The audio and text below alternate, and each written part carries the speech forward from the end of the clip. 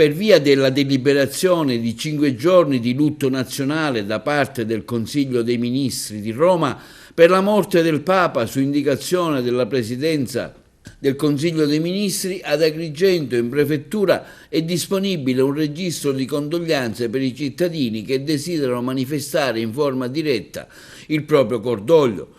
Da oggi, mercoledì, e fino a sabato prossimo, 26 aprile, giorno dei funerali, dalle ore 9.30 alle ore 13.30 e dalle 14.30 alle 18.30. Successivamente il registro con le firme sarà trasmesso all'arcivescovo della diocesi di Agrigento.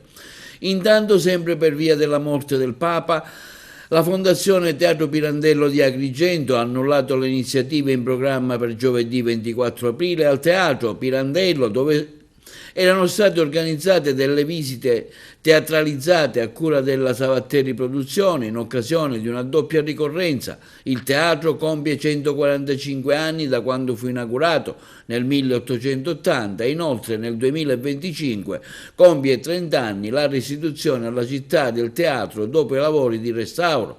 Il Presidente della Repubblica dell'epoca, Oscar Luigi Scalfaro, il 29 aprile del 1995 partecipò a tale inaugurazione. Nella nota stampa della Fondazione si legge: la decisione di annullare le iniziative organizzate è stata presa in segno di rispetto per il momento di cordoglio che coinvolge l'intera nazione. Ringraziamo il pubblico per la sua comprensione. Annullato anche l'incontro che vedeva la presenza dell'assessore regionale al territorio e ambiente Giusy Savarino presso la RSA di Casteltermini insieme all'ARPA Sicilia per lutto nazionale rimandato ad altra data.